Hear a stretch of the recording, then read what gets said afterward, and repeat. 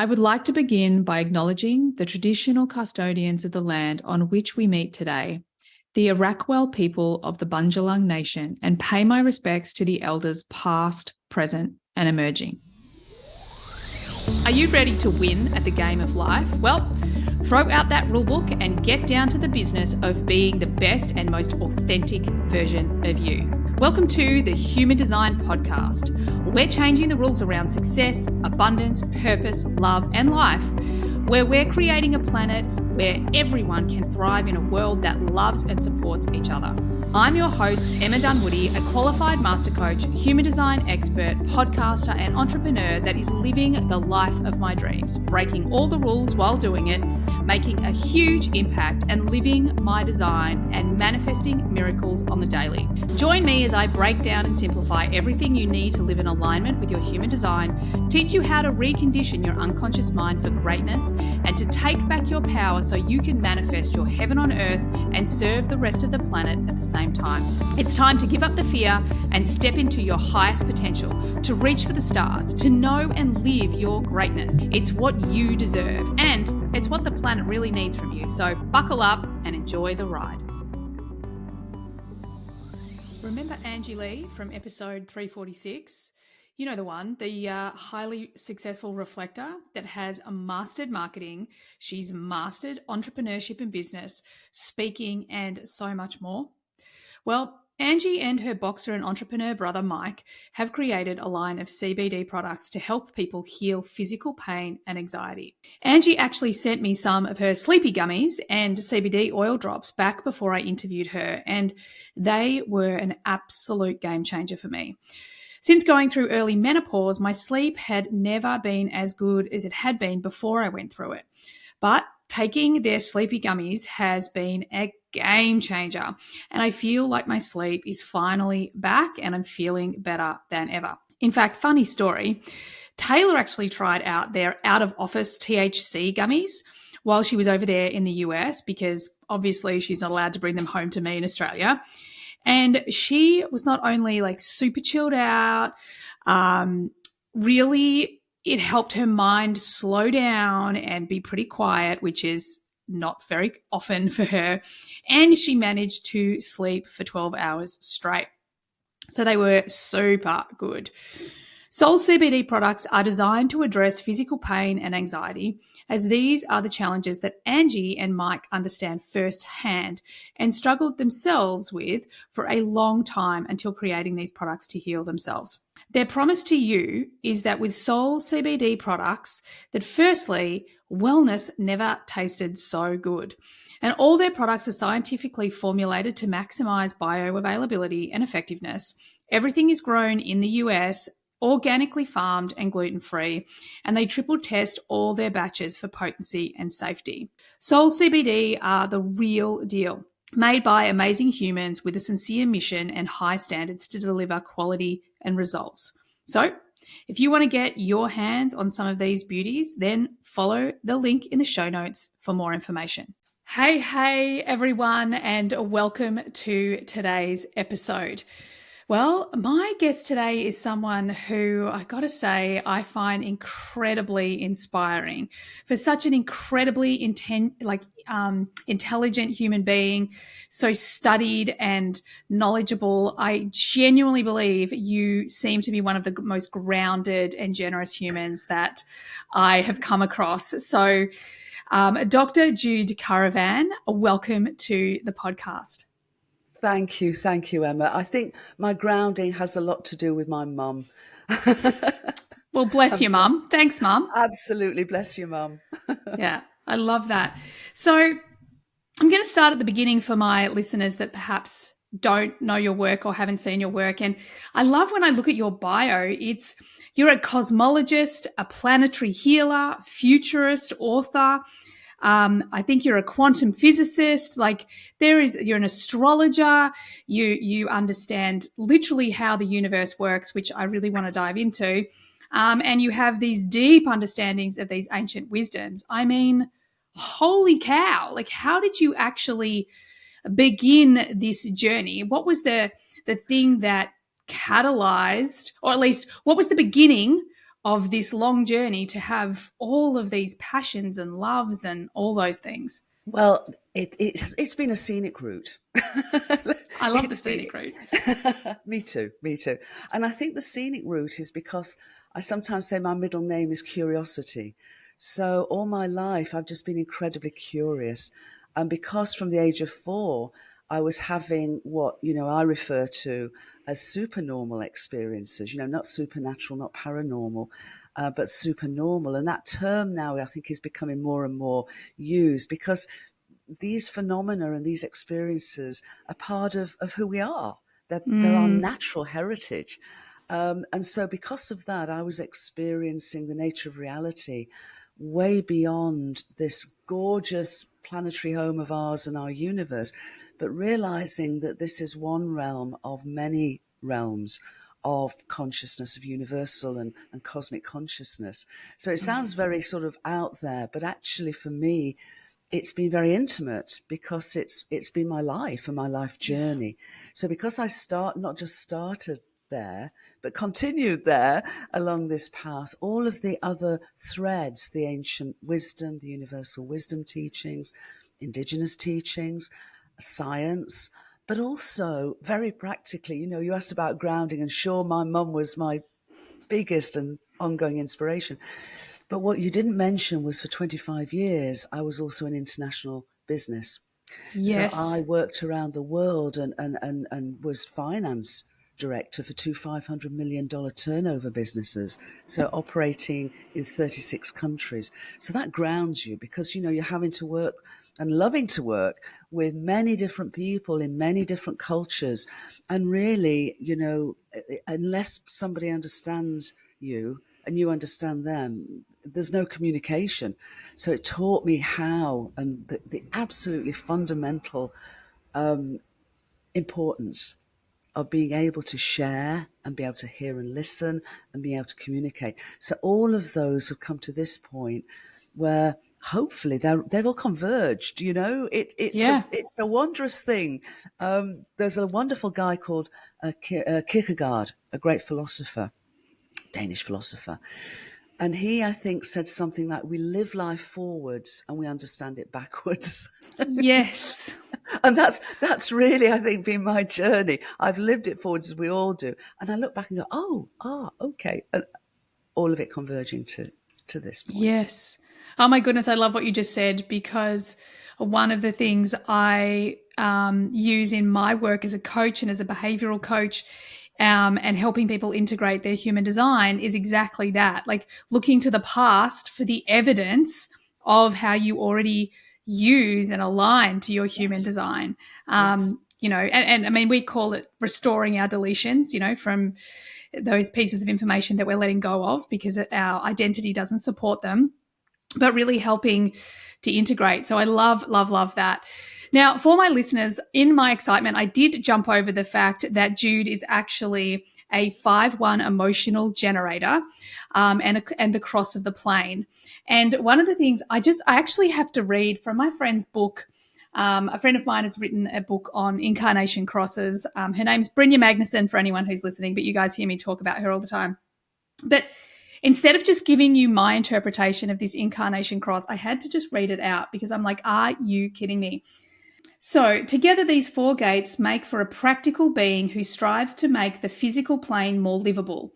People with the cross can be extremely helpful in guiding the way through a turbulent world. If someone with the cross of the plane crosses your path, be aware that the themes of navigating a messy world may arise. And obviously, this goes into so much more information, but I kind of feel like a lot of what I perceive from my position is exactly that the work that you're doing is really helping us navigate through this time where there is so much chaos and crisis and fear. And every time I hear you speak, you're full of this enthusiasm, like you're lit up by life, by consciousness. And the thing that I also love is how you bring the science, the spirituality, the wisdom, all of it together in such a easy to understand way. So I just wanted to say thank you for that. can I, and I know these are probably pretty simple questions for you, but because of the nature of your work, I would really love to talk to you about some really probably simple in your world, but some principles that we talk about a lot, but I'm not sure we really understand really well. And one of the things that I hear a lot in my world is coaches, spiritual teachers, people like me, we throw around this term like, well, time doesn't really exist anyway. Your perception of time is what matters. But I would really, can we talk about time? So when we say, is time in fact, great, go for it. And Emma, I'm sorry for you and everyone who's with us, because the morning sun is streaming into my room and I can't, and I wouldn't It's beautiful. want to. Yeah, exactly. Thank you. I'm Enjoy so grateful for sunrise, but you'll see the light move because Sol is moving, and love it. He's wonderful. So time, okay. So as a cosmologist, I wouldn't be able to be with you and sharing my understanding of our universe if universal time did not exist. We can say with very good scientific evidence that our universe of energy and matter and space and time began 13.8 billion years ago in time. And it began very tiny, it began very exquisitely fine-tuned and ordered. It began not in the chaos of a Big Bang, but in the wondrous first moment of an ongoing big breath. So as space has expanded ever since, time has flowed forward ever since. All of those nearly 14 billion years of time to this point, and us being together here now, here and now, literally. So even if we weren't here, the universe and its space-time and its flow of time from past to present to future would continue. And also we know that at the most fundamental of the appearance of the reality of our universe, which is real, but its appearance is not its deepest nature, but its appearance of space and time and energy matter is pixelated in terms of space-time. Just as the image we're seeing of each other is pixelated, the point is the pixelation of our universe is a trillion times smaller than our high definition best technologies. Yeah? Trillion times smaller. So in spatial terms, it's as tiny as to an atom as the atom is to a whole universe. But in time terms, think about this. It's like the pixelation of the time of our universe. You're not old enough, I am old enough to remember going to the cinema, which wasn't digital, but it was frames. Yep, So I was there. Yep. Oh, you must have been a baby. I'm 50 next year. Yeah, I was there. Terrific. So you'll remember that the person who was showing the film had a sort of a reel, and each frame of the film went round and came in front and was projected.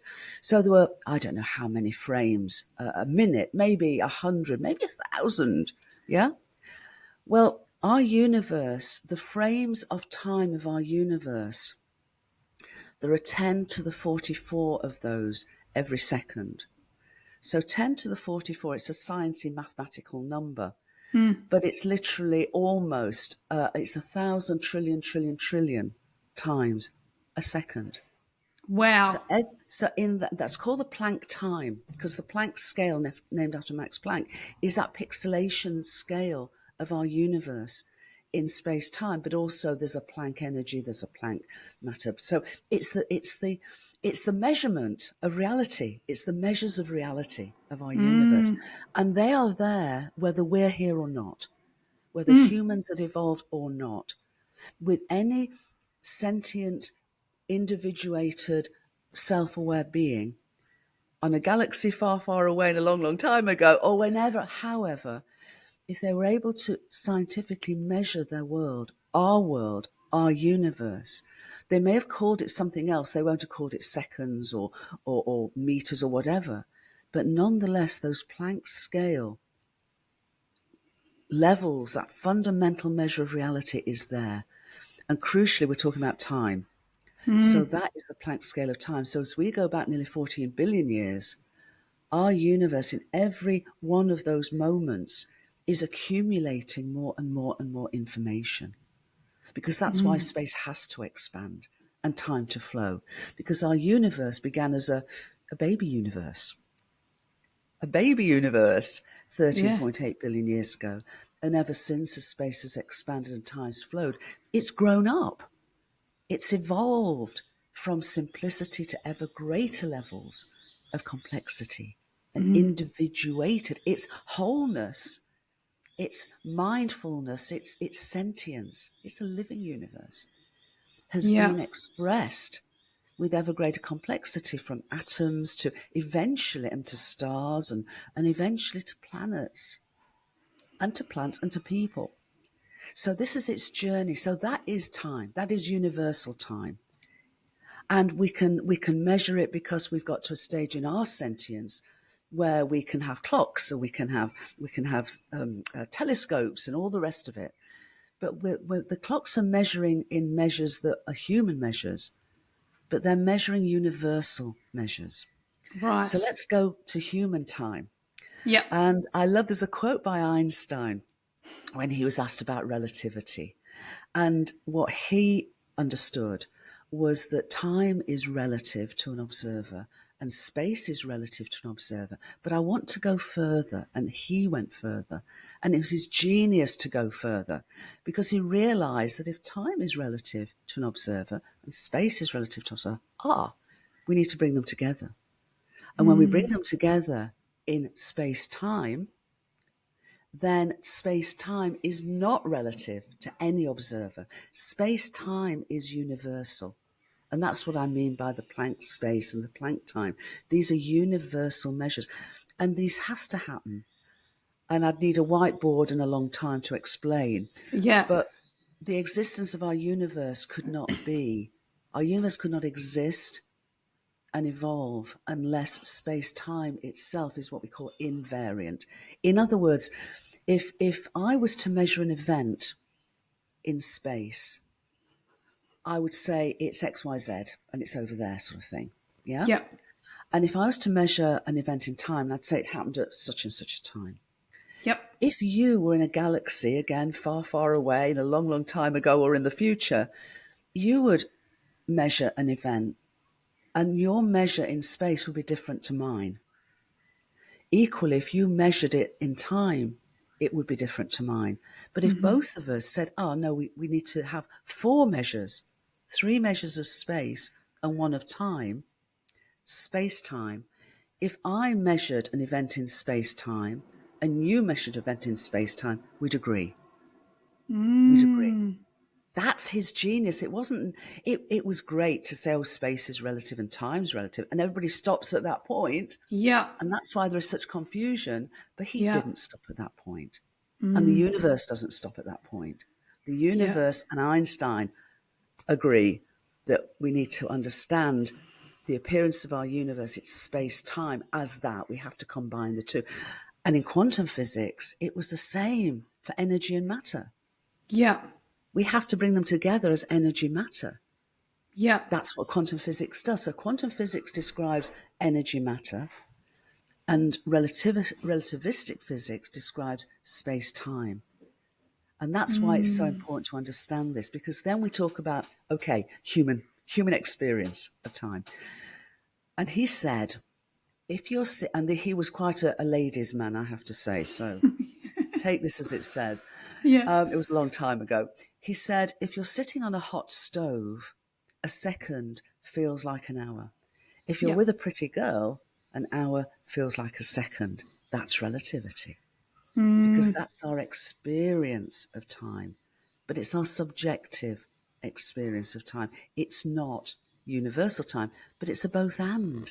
Because isn't it wonderful that our universe goes on whether we're here or not, in this wonderful journey of its evolution, its meaningful existence and evolutionary purpose, and we're here having this experience when we get captured by something that, an hour does seem like a second, or when we're in the dentist waiting room, a second feels like an hour. Yeah. Yeah. Oh my goodness, I love it. I'm sitting here like really trying to get my head around it, but I think that it fascinates me. It fascinates me how there is one rule, like, and I suppose this is what quantum physics is teaching us, that there are these very specific rules for all of us, yet we all have the capacity to experience it differently, and both is okay and both is correct. And it's like, it's hard to get my head around, but it's a lived experience, so I know that it's true. Exactly. And you know, more and more as I go through life, and I suspect you're the same, I've realised that both and is the general rule. I mean, it's Yes. not 100%, but when it's either or, I find that something's missing. And this is, of course, the story of science, because up to the end of the 19th century, you know, energy was here and matter was there, but something was missing. And what was missing was the understanding of quantization, the quantum understanding, that realizes that everything has frequency and wavelength, whether it's the moving waves of energy or the standing waves of particular materiality, you know, matter. And equally, before that, everybody, I mean, for hundreds of years, we were aware of phenomena, electric phenomena and magnetic phenomena. And they look incredibly different, but they're part of the same electromagnetism, Yeah. which is light and all of it. And the same with space and time. Space is measured in a very different way. Time, we bring them together. So this both and is the emergent, because it's continuing to be understood, the emergent reality of our universe, which exists in its wholeness, both in its wholeness, which everything knows itself all the time, and within space-time, there is this arrow of time. There is this flow of causality. There is this, nothing can go faster within space-time than the speed of light. It's a cosmic speed cop, which is why we can have this conversation. And we can also attune to the wholeness of our universe. We can have a telepathic communication that transcends space-time.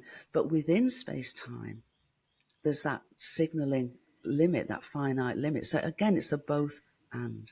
Yes. Oh my God, I love it. And it sends me down this path of my curiosity around dimensions. Okay. I know your story at a very, very young age, you were kind of exposed to these different dimensions. And what you're saying makes me feel that it's kind of the way that I think that dimensions exist, that they're all there available for everyone. However, the individual experiences them all different. You know, it's that whole both and. Because for me, I hear your stories about, you know, first starting with the light and then the voice and then the telepathy. And there's this large part of me that's like, I want that. I want to like see all these dimensions. Like, how do I access that? And I mean, I've spent many, many years, and I'm a very intuitive person. I can access all sorts of different dimensions and all sorts of experiences. However, there is that part of me that's like, but I want more of that. So I think consciousness, and I mean, clearly you know a great deal more about this than me, but it's come to me over the years that, okay, the higher our consciousness goes, the more we get access to all sorts of different ideas, inspirations, knowledge, information. And there's these freaking dimensions. You know, we used to think that this was like a layer. And again, please correct me because you're the expert. This is what I've come up with over this time. I don't want to be called an expert. Okay. Well, from a human design point of view, you're an authority because of your line 1. So I'll give you that. That's my compromise. So we used to think that, you know, the dimensions was something that kind of we went up and up and up and up to. And I love, you know, what I'm reading, what I'm listening to, what I'm learning these days is that they're always just here. We're moving through them. It's just whether or not we can access them. So I'd really love to hear your wisdom on how all these, and it could be as simple as, how many dimensions are there? How do we access all these dimensions? Are we already doing it? I think part of me is this, well, the 5th dimension, oh, right, like I'm accessing it all the time without realizing. So I'd really love just to hear your wisdom around how we are interacting with these dimensions, these things that they feel so hard to like have a human experience of so much of the time, yet we're having a human experience all the time and not realizing we're doing it, if you know what I mean. I do. And again, like all our journeys, we evolve, we learn, we hopefully grow. And one of the things that I've always in my life of curiosity have always valued is more evidence, more validation, verification, whatever you want to call it. But in a way, the more evidence I get, the more fuzzy I get. So when you Oh, that talk doesn't about help me because I'm well, so it similar. I'm like, does. God, and I'm so true. The more evidence I get, I'm like, oh, but it's now a bit blurrier. It's not black and white the way I wanted it. Well, blurry in the sense that, the very term dimension. I mean, when we talk about our universe as space-time, then we say there are three dimensions, and one could argue whether, up, down, front, back, side to side. They're called orthogonal because each of them is 90 degrees apart. And, you could argue, well, there may be more dimensions, but there aren't.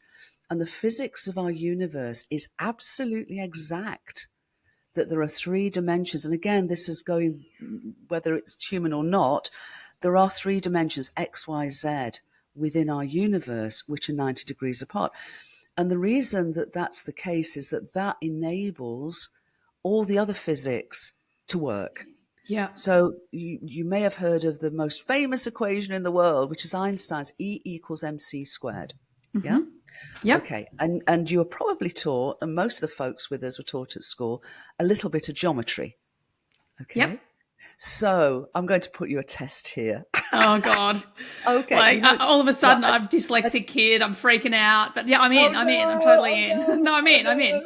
no. I promise it won't be. I promise it won't be horrible. But a triangle, okay? If you draw a triangle on a flat piece of paper, do you know how many angles there are in that triangle? 3. No, 180 degrees. Okay, Oh. so you're right. No, there are three angles. You're absolutely right. But how Okay. many degrees are there of those three? Oh, right. 180. Yep. 180, exactly. Now, that is exact because that paper is flat and there are 180 degrees in that triangle, okay? Mm-hmm. And that's Mm-hmm. 180 degrees, whether it's a right angle triangle, one of those triangles, an equilateral triangle, whatever it is, yeah?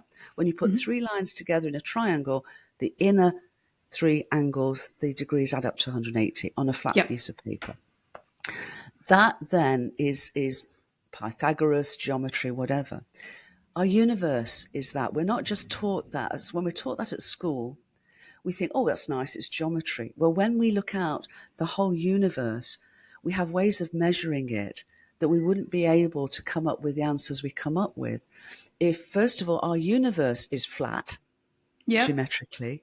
So I can take Pythagoras, I can take a right angle triangle, and I can take Pythagoras, and I can take from there to E equals mc squared. Yeah. Wow. And E wouldn't equal mc squared if there weren't 180 degrees in a triangle, 180 Yeah. degrees in a triangle, yeah? Yeah. So it all scales up and scales down, but this is the point. So, we need to understand that reality, because then what we can do, and that's dimensions, those are 3 dimensions in Right. space, time, and 4 dimensions if you add in time, and we're talking space time. What Yep. you're talking about is other dimensions that are not what we might call physical. Yeah. Yeah? Mm-hmm. And the perception, first of all, whenever I look at the ancient perceptions, they're fuzzy too. Yeah. They're fuzzy too. Yeah. It's only been more recently that people are starting to say, oh, there are X dimensions and this. For me, that is what I would call old paradigm thinking. It's actually, funnily enough, very materialist thinking. Yeah. It's very separation-based thinking. And Oh, yeah, I love that so much because it just, like, one of the challenges I've had with all the intuitive pieces in my life is everyone talks about these separations. Like they work with this angel or they have this voice or they have this. And like, that's not my experience. My experience is it's just one thing. Like it's very clear and it's very right, but it's one thing. So yeah, I feel like you just set me free in a big way. Thank you. you're free. And yet Yeah. that one thing, ultimately the infinite eternal cosmos, which differentiates itself as finite universes. Our universe is finite. in space-time. It had a beginning in space. It will come to the end of its life. And it exists and evolves in this multidimensional wholeness of itself, and yet it individuates itself. So just as within space-time, you and I are individuated, we're not separate, but we are differentiated. We're like, the ancients had beautiful language. They talked about droplets of the great ocean, sparks of the great flame. We talk about in a hologram, we talk about the wholeness of a hologram is reflected in every pixelation, every pixelated part. You and I are pixelated parts of a cosmic hologram. Cool. I like that. That's a job title. Well, it's a great job title, isn't it? What a great job to have. But, so angels and the beings which I, again, and you have engaged with over my whole life are individuated sentience, microcosmic co-creators, I call us. Oh, I love that. But they are too, but they're archetypal. So if we talk about astrology, we can talk about, the astrological logoi or archetypes of our solar family as sentience. So nothing is separate dimensionally in every way, but we can have the freedom then to realize it is all part of this wondrous whole. So let's set ourselves free. Oh, I love Let's that. set ourselves free. Yeah, let's do it. One of the things I'm also super curious about, you talk a lot about fractals, there's this universe and the fractals. And one of the things that I've always been super curious about is that, and I mean, this could be a completely ignorant question, but like, I'm just going to be courageous and brave and go there anyway. I've always been super curious about if we are all fractals, right? So if I'm a fractal, and the whole universe is, and it's just constantly like going up or going down, like whichever way, and it's just constantly repeating itself with the same pattern.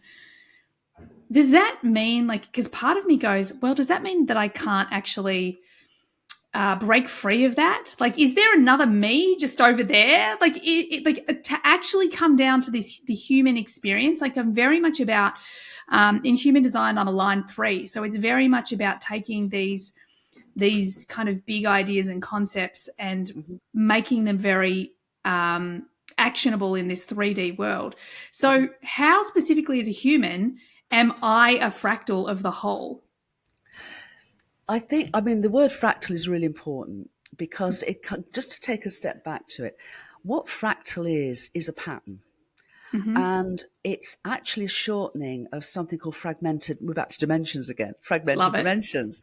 Because if we go back to the ancient geometers, they had idealized patterns that we call squares and triangles and platonic solids such as a dodecahedron and others. And so those were patterns, they're idealized patterns. Because, for example, in a triangle, in what's called a tetrahedron, which is the fundamental of the 5 platonic solids, it's made up of 4 triangles, 3 and a base, right? Yep. It's like a it's like a pyramid, only it's 3-sided, not 4-sided in that regard. Okay. And they're perfect because each side is the same and the angles are the same and they, resonate and reflect each other. But a cloud isn't a triangle. A coastline isn't a triangle, and I'm doing 2 dimensions now, but we can do it in 3 dimensions too. But these natural, so-called natural, universal patterns are not those idealized patterns. Yep. And so for many, many years, the sort of the geometry, their relationships, their patterns were not discovered. Until the power of computers enabled an investigator called Benoit Mandelbrot to put together huge amounts of information around coastlines, for example. And he realized that if you look closer and closer in and measured more and more closely, you could take all of that information, and he found patterns. But they weren't the patterns of triangles, but they were fragmented geometries that he called fractals. And he and others, this is amazing work, Emma, and anyone who Googles fractals will find the incredible nature, because the patterns, just as a triangle, you could have a triangle that size, but you can scale it up to that size, but the Yeah. relationships stay the same. Yeah. That's what fractals do. So they scale up and they scale down. And we find them throughout at every scale. For example, in atoms, when an atom changes its attributes from being an insulator to a metal, the electrons cluster fractally in it. We go up to molecules, we go up to planetary systems like coastlines and clouds and weather patterns and solar system. The solar wind has fractals. The orbits can be understood in fractal terms. We go to galaxies. We go up. We keep going up. We Yeah. keep going up. Yeah. So fractals are a fundamental attribute of the way the reality of our universe arranges itself. Yeah. The difference between a human and an animal or a tree is that there's greater levels of diversity. Yeah. And so you look collectively, whether it's collectively, for example, collective human behaviors, and they do show the same Yeah. patterns. Yeah. But as an individual, we are so complex that to describe ourselves as a fractal is really it's undermining our diversity, our differentiation. Yeah? Yeah. Yeah. And even when we come together collectively and behave collectively, all of these patterns embody the innate sentience, the innate meaningful information of our universe. So, for example, we can argue, and we do, and it's not just fractals, by the way. There are other relationships because everything is in relationship with everything else. Everything is interdependent with everything else, as you know from your human design work. Yeah. So, for example, we can look at the incidence of earthquakes. We can look at them, how common they are, how destructive they are, and we can analyze that. And when we analyze thousands of earthquakes, we find that we can plot them all on a graph. Yeah? Yeah. And the graph is very simple. If one axis is the frequency of an earthquake and the other is its destructive power, every earthquake isn't you never get an average earthquake. What you get is a straight line. Yeah. So the only relationship between earthquakes is the more powerful they are, the less frequent they are. Now, if we look at human conflicts, from wars, world wars, down to, hissy fits, and plot them on a graph, and again plot the frequency against the destruction, in this case, human deaths, they're slightly different slope, but they're the same relationship as earthquakes. So we can say again that a major conflict is less frequent than a smaller conflict, but there's no such thing as an average. And so that relationship, so in the same way that earthquakes emerge from a deeper sentience that is our planetary home Gaia, so conflicts emerge from that deeper sentience that is our collective consciousness. So going back to dimensions and going back to frequencies and going back to consciousness. Yeah. If our collective consciousness, perhaps still playing out the old illusion of separation, the disease of separation, where conflicts are a natural behavior, emerges. So conflicts emerge from that underpinning, underlying, what's called a tractor basin of our consciousness. We can evolve our consciousness. We can evolve our consciousness to higher levels of awareness, whereas instead of conflicts being the natural outcome, peace is the natural outcome. Yes. That's the point. Whereas if we describe ourselves as fractals, we're sort of not recognizing that it's not just that our universe meaningfully exists, it purposefully evolves from simplicity to complexity. So we are part of its evolutionary impulse. Yeah. And I love that as well, because it makes me, one of the things that I talk a lot about is, redefining power, to make it self-empowerment, that we're at this time that we have power to have sovereignty over ourselves, sovereignty over our consciousness, our frequency, so that we can make a difference. So I love that, because it makes me, because there was this moment I'm like, please don't tell me that I have no control whatsoever, because in my world, I do. Like self-empowerment, my consciousness, my frequency Absolutely. matters. And aren't we lucky, like just listening to you speak, I'm like, how did we get to be the lucky ones that have such, unique differentiation, that we actually do get to express this uniqueness and still be a part of the whole and still be a part of these governing principles and patterns that, the universe is living and breathing through us, I suppose, and everything else. And that kind of brings me to this question of consciousness. I've heard you speak a lot about this time in history and consciousness itself. And I think I remember hearing someone ask you, like, what is consciousness? And you were like, come on, like, that's a big question. But what I'm super curious about is, why does it matter to us? I know from my personal journey, for example, 20 years ago, I was diagnosed with depression and panic disorder. So I was living in fear a lot.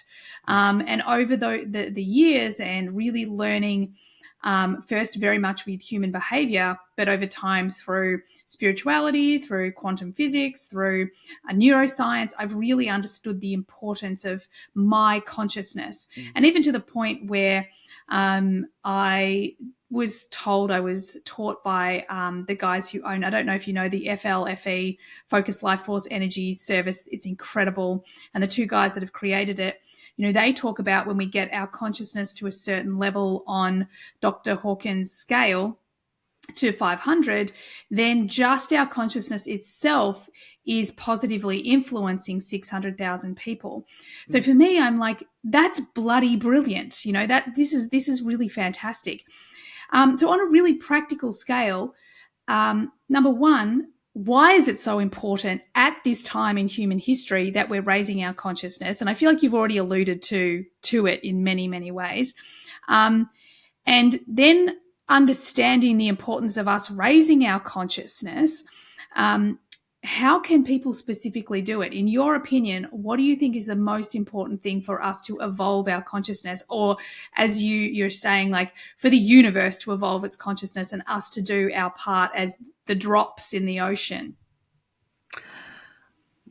Again, that's a wonderful question. It's a big question. There are a number of parts of it, Emma, so I'll try and sort of respond to them Yes, as sorry you about raise them. that. I'm No lots worries, of no big worries. yeah. Well, first of all, our universe is always evolving. And, in the story of Gaia, which is my most recent book, I told the story not just of our beloved planetary home Gaia, but, our stories don't begin with us. They go back as far as we have a memory of, our family has a memory of, whatever. So Gaia's story, our story, is literally the story of our universe. It goes back nearly 14 billion years, as I mentioned. So that whole story has been exquisitely fine-tuned and ordered. Our universe is literally embodied from that first moment, not just existential meaning, but evolutionary purpose to evolve from I love simplicity that. to.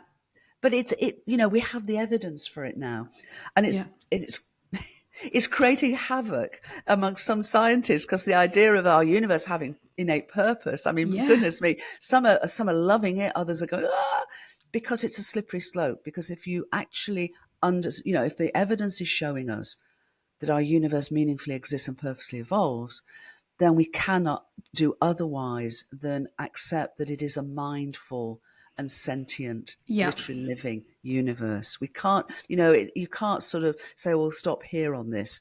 The whole understanding of the sentience of it, the livingness of it, goes back to that point.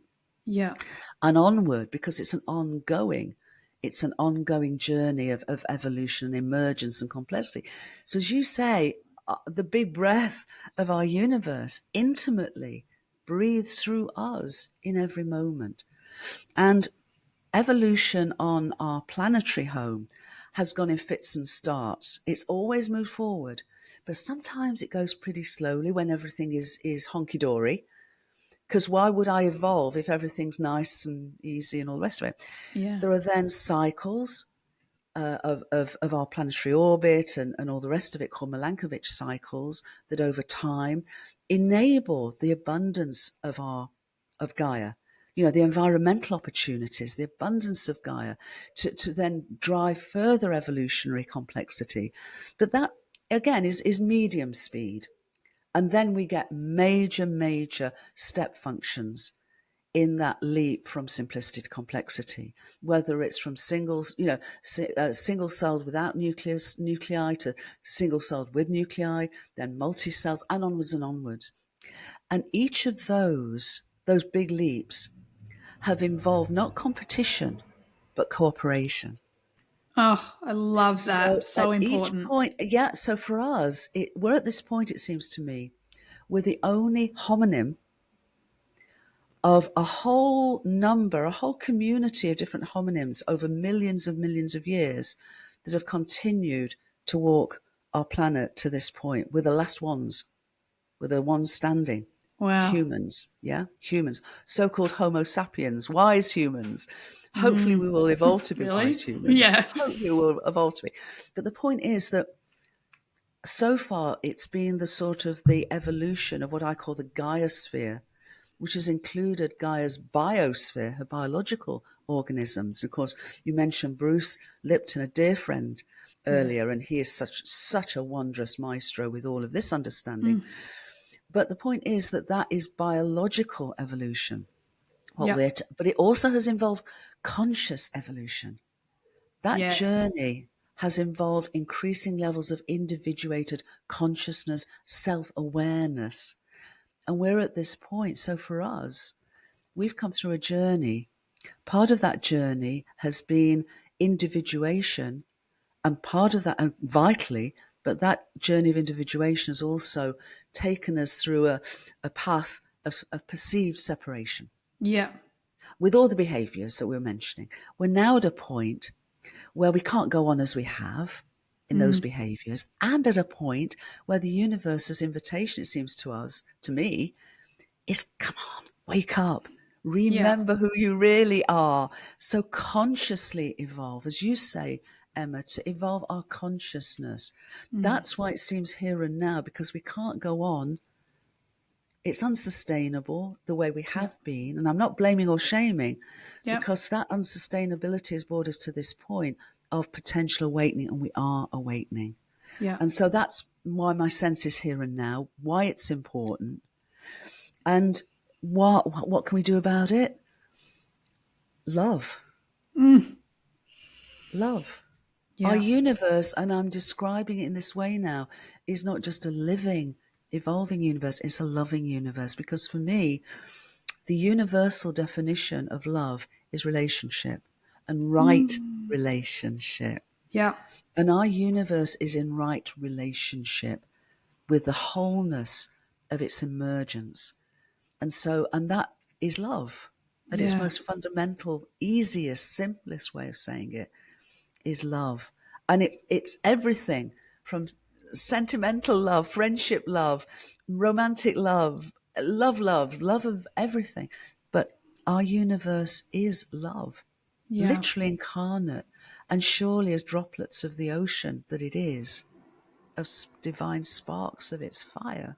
We embody that love. We are innately love. Yeah. And when we wake up to remember who we are, we'll realize we've never been separate. We're unique. Yeah. But bring that love into our lives, wholly into our lives. Yeah. It's so beautiful. It's fascinating listening to you speak, because, often I hear the world through the frame of human design. So I want to just geek out a little bit on your design, and then I'm going to ask you, probably I've got time for one more question. I mean, I've got time, but I want to respect your time. I've got time for one more question. Brilliant. So just from a human design perspective, I want to geek out on this a little bit, give you a moment to drink your tea. So That's very kind. Your personality sun in human design is the gate 36. The gate 36, we talk about gates, but it's actually the I Ching, about the I Ching. So it's the 36th hexagram of crisis. And I look at a lot of my work. I use the gene keys as well. I'm sure you've heard about the gene keys and Richard Rudd. Yes, Richard. Yeah. And you've got this 36. It's the shadow of turbulence. It's all about crisis. It's the human emotional crisis.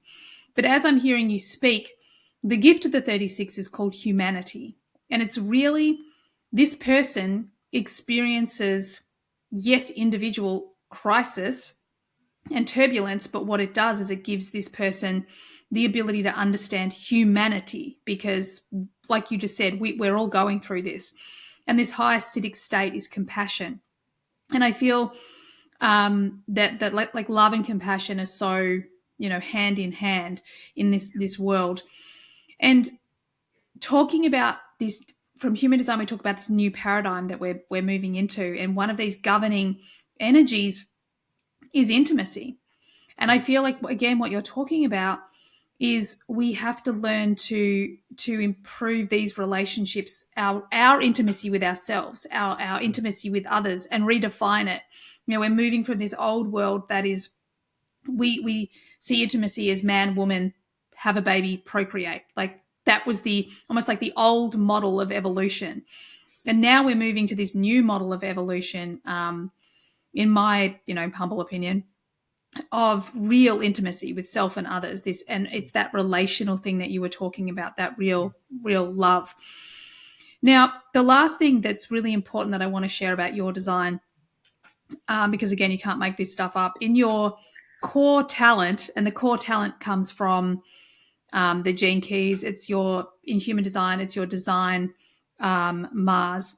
You have the gate 57, and it's the gate of the intuitive, right? It's this gate of, in the shadow, it's the fear of not knowing what's coming. In the gift, it is intuition itself. So it's starting to be in relation with the subtle energies on all levels. It's very clairaudient. It's very hugely intuitive, and everything from biofeedback to all these different energies that you can experience. But in its acidic state, it is this ability to feel the future. And a part of what you do, like, you call yourself a futurist. So from the human design perspective, like, this is very much part of the work that you're here, your core talent that you're here to do. So as a futurist, what do you feel the future holds for us? Do you feel we're at this place? I mean, mainstream media would have us believe we're all screwed.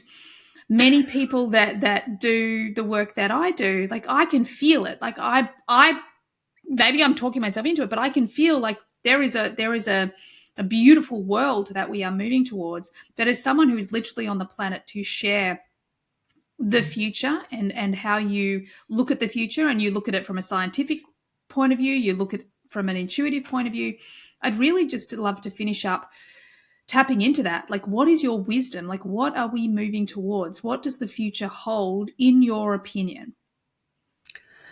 Thank you, Emma. Well, first of all, I'd like to go back to what you said about the crisis that we're in, and we are, of course, we are in an existential crisis per se, and it's often called a meta crisis because it's a convergence of various things, and most of them, to be honest, are down to us and the way we behaved, and because of that perception of separation. Again, no blame, no shame, because we've come to this point. But I recently wrote a piece called "Meta Crisis to Metamorphosis."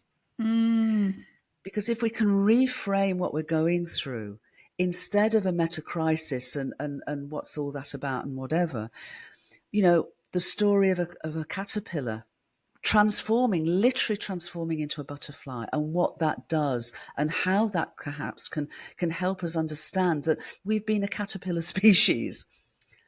The way we've behaved, we've been a caterpillar species. And in a caterpillar's life, it comes to a point where it can't be a caterpillar anymore. And yet then it goes into a cocoon. And in a cocoon, it literally dissolves. It's still able to breathe. It can still digest. It still has memory, actually, to certain memories. Wow. But it essentially pretty much goes into a nutrient soup. And in that nutrient soup, the imaginal cells of the butterfly to come start to form and start to find each other and start to become the butterfly. But the DNA of that emergent butterfly was there from the birth of the caterpillar. It's just dormant. It's dormant. So a time comes when that dormant potential is activated. And I feel That dormant potential has been in us for 13.8 billion years. Yes. And now it's being activated. And in that activation, through all the challenges, if we can wake up to remember that we are indeed microcosmic co-creators of our universe's evolutionary impulse, if we can do that and wake up to the love that is our innate nature, then the future is an amazing, it seems to me, adventure. But I was asked to write about the future in a recent book, and I said, no, I can't, because I don't know. I don't know what the future is going to be. I describe myself as a futurist because what I would rather suggest we do is understand what I've just shared in our conversation today, that this evolutionary impulse flows through us. The big breath of vastness of the big breath of our universe breathes through intimately our breath in every moment. So rather than try and forecast the future, which is an old paradigm in a sense of let's impose it, if we like the look of it, we'll run to it. If we don't like the look of it, we'll run away from it. Rather to attune with and align with its emergent potential. And that's where our intuition, our not knowingness, but our deep gnosis, our deep felt knowingness can really serve us beautifully and serve that evolutionary impulse beautifully. So that's what I would suggest we do. So all that you're doing and all that you're suggesting folks to do, just open ourselves to this adventure, open ourselves to our innate intuition. It's literally our innate superpower, and we've all got the other abilities, but I can do all of that and it's wonderful and I do. But what guides me on a day-to-day basis is hearing and listening to my intuition, trusting it. And then guess what? The world is full of everyday miracles we call synchronicities. Yes.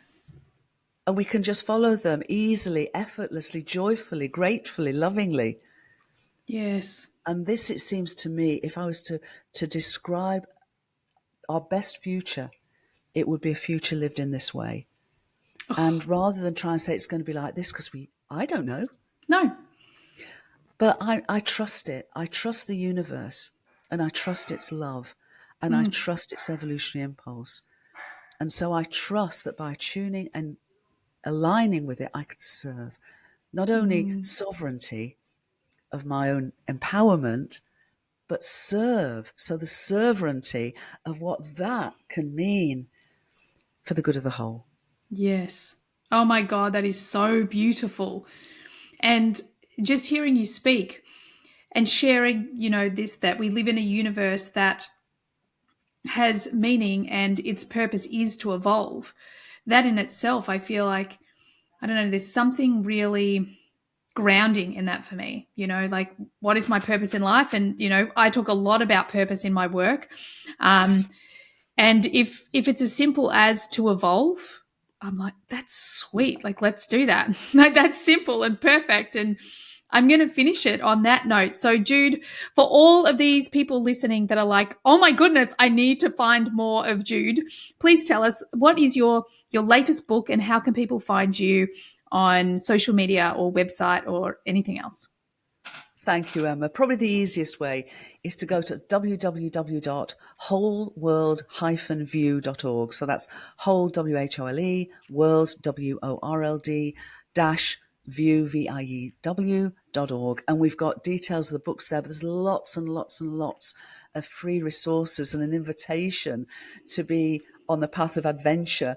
We talk about serving, understanding, experiencing and embodying unity of awareness. We talk about acting local, feeling global, thinking cosmic.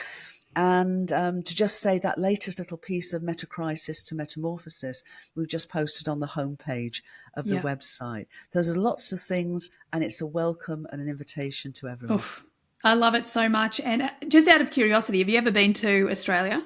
Yeah. Yeah. I learned. I scuba dived off the east coast at Heron Island. Oh, nice. So if you ever come back, you absolutely have to come to Byron Bay because I feel like Byron Bay is really, I don't know, like the universe incarnate in that whole evolutionary place. Like, we are so grateful to live in this world, this town that is so interconnected and all about evolution. So you must come one day. Emma, thank you. I'd love to. I'm actually coming to New Zealand in January. Wow.